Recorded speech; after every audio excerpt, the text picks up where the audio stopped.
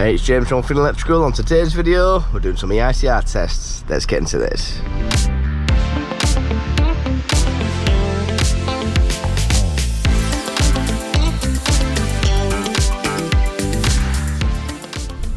Right then, so the first one then, it's in this fancy hall. So apparently some nice apartments. It's in the middle of nowhere. Got all these fancy fields about. Yeah, it's like a, I don't know what it is. Big plot of land, big hall in the middle of it. Shared accommodation. Should be pretty sweet inside.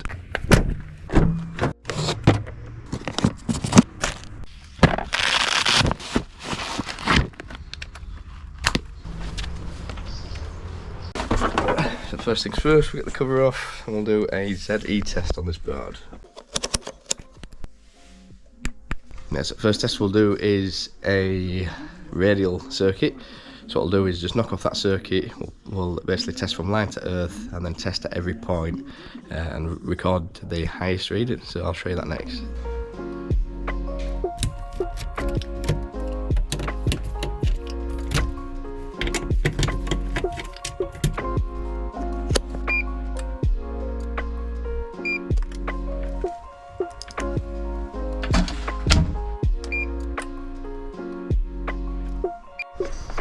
There we go. Yeah, it can just be a bit weird filming when you're watching TV and you're there chatting about what you're doing. So I thought I'd do a few shots and explain afterwards. So what we did there then was check that that oven had an earth essentially. So we did a test called the ZS test. So that basically checked the earth path from that oven through the fuse board all the way back to the transformer. So that's what that test essentially tested. So if it's got an earth path and it's a really low earth path, basically if there's ever an issue, live cable pops out, touches the metalwork, or like an element goes, then it's going to trip, it's going to go with a bang, create a high current because of Ohm's law, and yeah, that's what we're checking for. If it wasn't earth, it'd just sit there live, it'd be like a human fly zapper. And then the other test we did was insulation resistance. So we basically put it on that setting. We disconnected live earth neutral, tested between them, and if you saw, we got like 3 meg. So it's a new cable, it should be getting like greater than 200. So I thought maybe it's the oven itself, maybe the elements are degrading a little bit if it's paid in.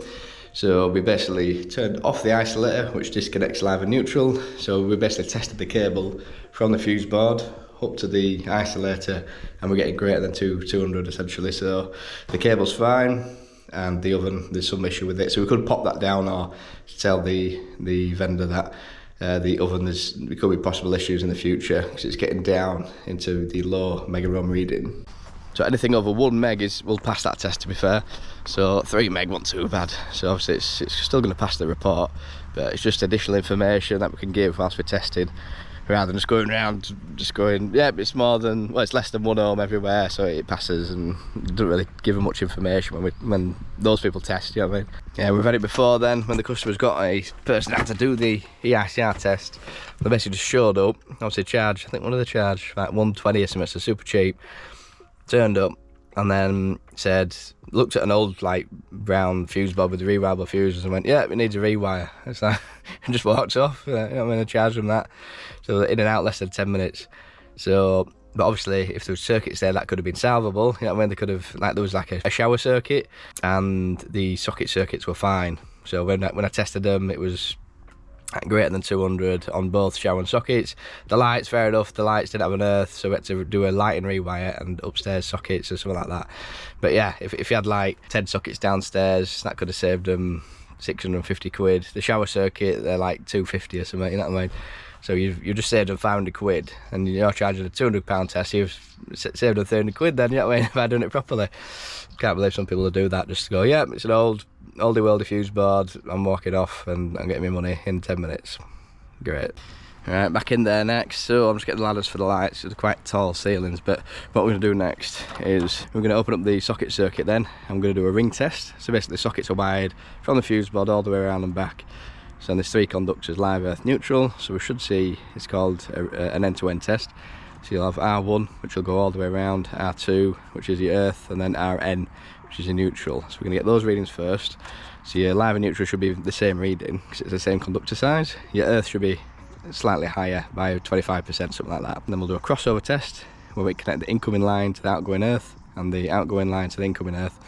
and then that way you've done a crossover, and then we'll go around and plug in and get the highest reading. They should be roughly within 0.05 of each other. If we're getting a random high reading, we might want to look into it.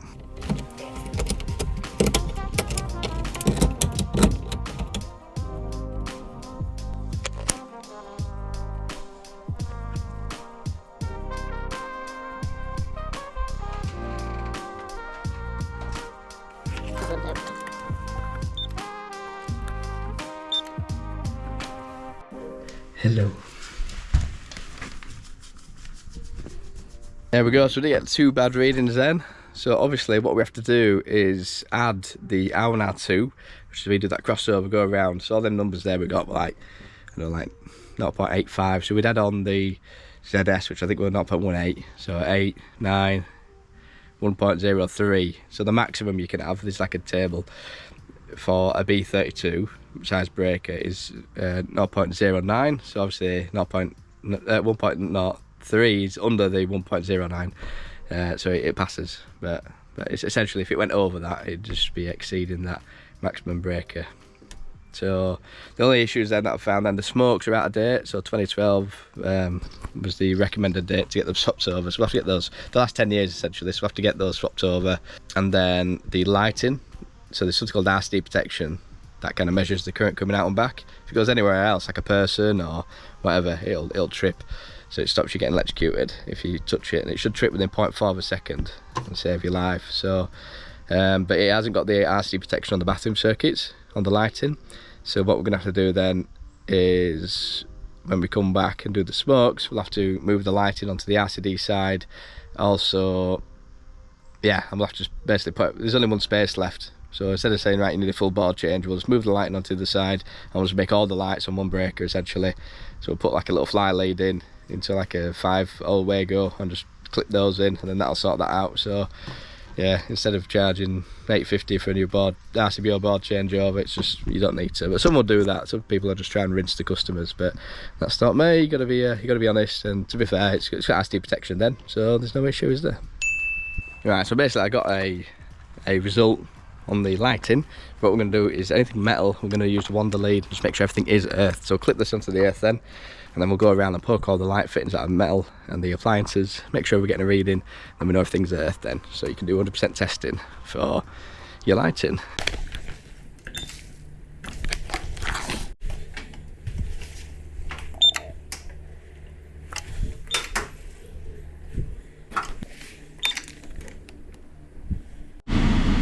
So warm. Oh. Yeah, that wasn't too bad then. So just a few issues then. So yeah, we'll be back to the smoke detectors and the lights with no RCD protection. Obviously C3s would be no SPD, board being plastic, but you don't have to get that done. So there's basically like different categorizations of issues. So if it's a C3, it's just a recommendation, but you don't have to get it done to pass the report. Most people just want it just to pass, because obviously it costs a lot of money to rent things out, so they just want it as cheap as possible. So but there we go, all the C2s have to pass. The whole point of this is for fire, an electric shock, so smoke detector's not working, you have potential fires, and then RCD protection on bathroom circuits, so they've deemed that as a high risk, so you don't want anyone getting electrocuted, do you? Right, off to the next one then. Absolute sweating cobs today. Just dripping. So this is second job then. So this board then, I've already started testing it. No issue so far. Seems pretty decent install. But the actual fuse board, absolute mash with loads of cabling. I think it's getting a little house reno. What I'm going to do is do the socket circuit next, test that. At the fuse board, we split it last time and connected line to earth. And line to earth on the other side of the ring. What you can do is turn the circuit off in the fuse board and actually split the and do that crossover. Right, socket. There we go. So line to earth, I'll do the circuit, line to earth, do the circuit, and then I'm just going to go around then with the plug-in tester, record the highest reading and the number of points. This is doing two floors, this, floor 1 and 2. I'm hoping it doesn't land over because it's 1.72, which is quite high. Let's see what we get.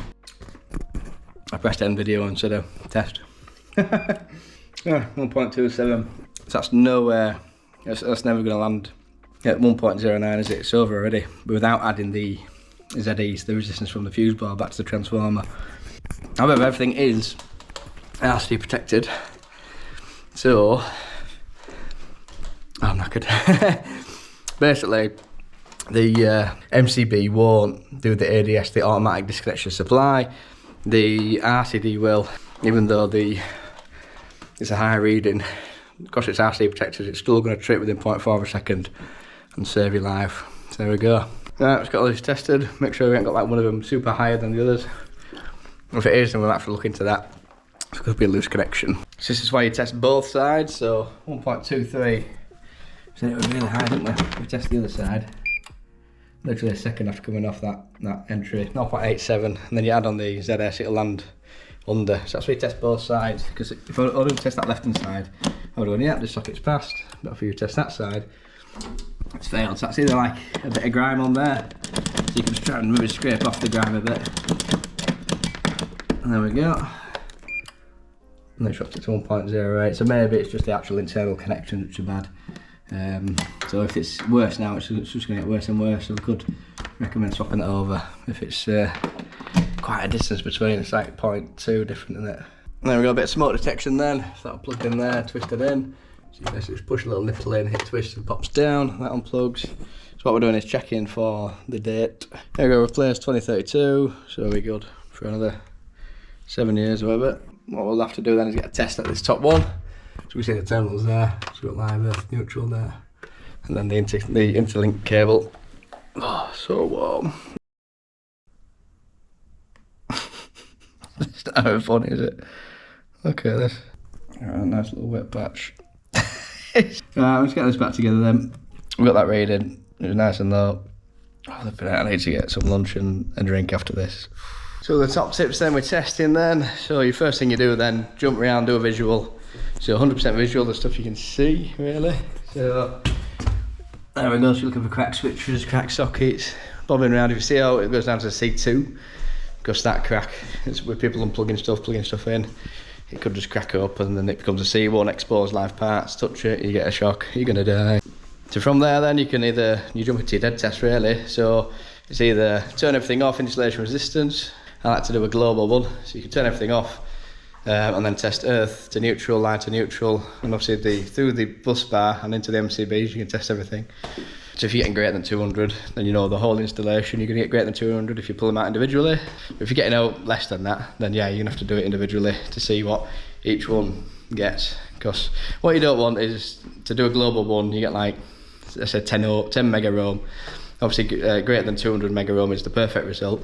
But it might be only one circuit, that's bringing everything down to that lowest level. Let's say they said, oh, we're looking at getting it rewired. You'd go, I'm not sure which one of those 5 that we've put down as 10 meg is the issue. You know what I mean? But if you do them individually, you can say, well, that was greater than 200, that was greater than 200. We've just got this lighting circuit with this issue here, maybe that needs redoing. So you need to kind of extract the information you need to give the best advice to your customer. From there then it's your checking everything's got an earth then, so we call that continuity test. So you can either do an R2, so that's clipping onto the earth bar and then going around poking everything, making sure everything's earthed, or R1, R2, so you connect live and earth together at the fuse board and then go around at every point and make sure you get a result. You write down your highest result, that goes in the R1, R2 box. The other stuff, visual stuff, you're checking you get your bonding, but obviously you'll do your test as well with your wand lead to make sure you're getting some good resistance readings, make sure it's nice and tight, make sure visually you can see a bonding label on there saying electrical connection. What else we get? And then it's like reg stuff then visually, so you might be walking around going, oh, there's a socket right above this cooker, and basically the heat of that's going to go brittle over time and crack, so that'll be like a C1 potentially if it all cracks, and you've got exposed live parts and stuff like that. I don't know what else. Cabling zones, there's a thing on the test. Just basically the cables have to run in line with switches, and this is like your zone here, and you've got 150 around the edges and down, but not along the bottom.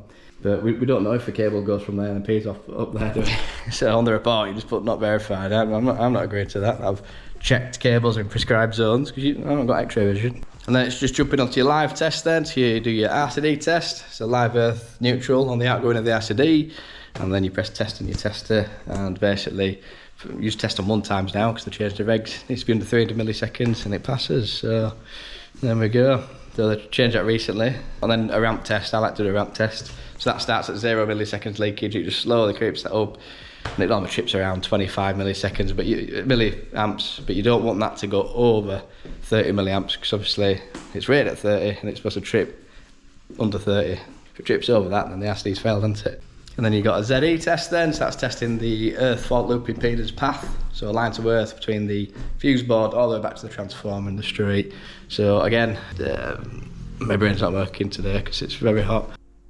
A TNS earth in range system, TNS, has to be less than 0.8, and a TNCS is less than 0.35, I think, off the top of my head. TT is less than 200 ohms, so you've got a massive range there. And generally in that condition, everything has to be RCD protected because you're not going to hit your max ZS results, are you? So there we go. We're not trying to impart all the knowledge today. So downlights then, you pull them down, check terminations on the back, make sure there's no singles exposed, the colours. If not, we'd have to say, right, well, these need all re-terminating because they're all hanging out. And that's about it. Make sure everything's earthed, and that's your test done, really. It's 26 degrees, and inside there we're like a sauna. Woo! But yeah, so I think we're going to try and get a drink now. I'm absolute parched, should we say. So next job then, we're just going to, because we've got like an EV charger, it's showing a fault on it, saying the earth is not connected, so I'm going to do a bit of fault finding now, look into that. Apparently the manufacturer that she contacted said like the earth needs tightening or something.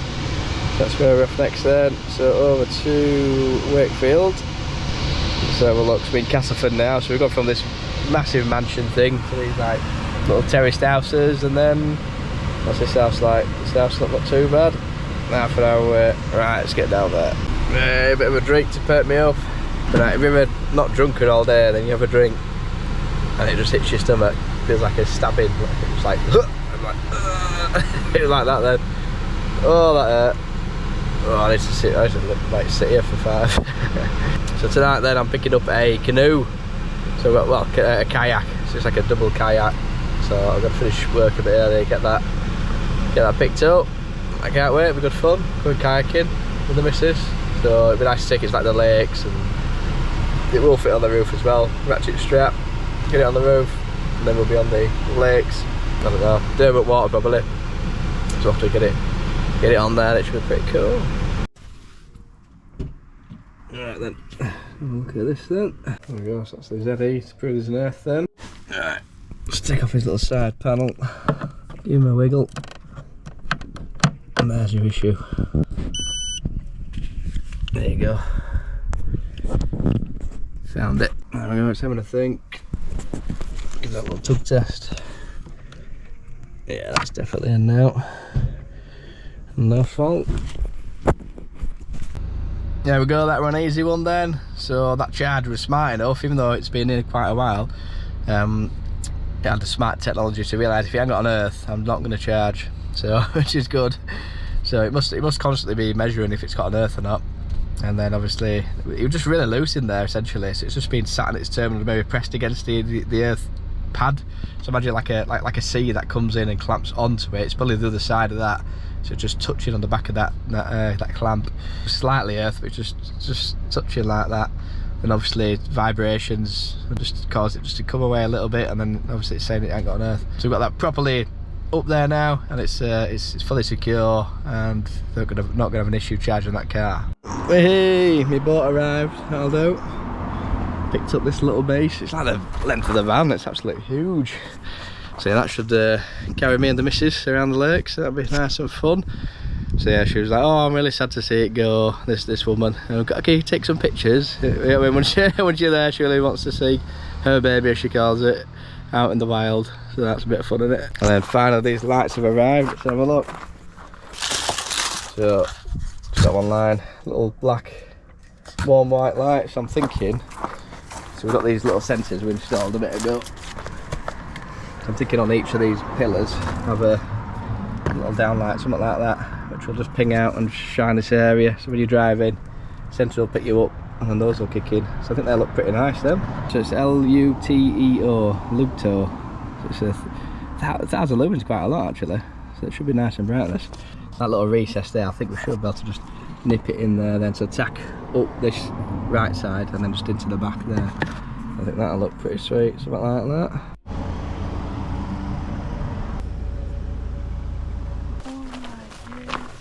Cool, isn't it?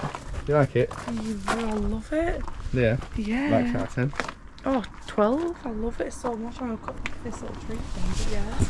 There we go. So if you like this kind of content, hit the like button, hit subscribe, hit the little bell notification so you know when we next upload. As always, have good from me, and we'll see you on the next one. You can't be seriously putting my voice on. Your voice is going on.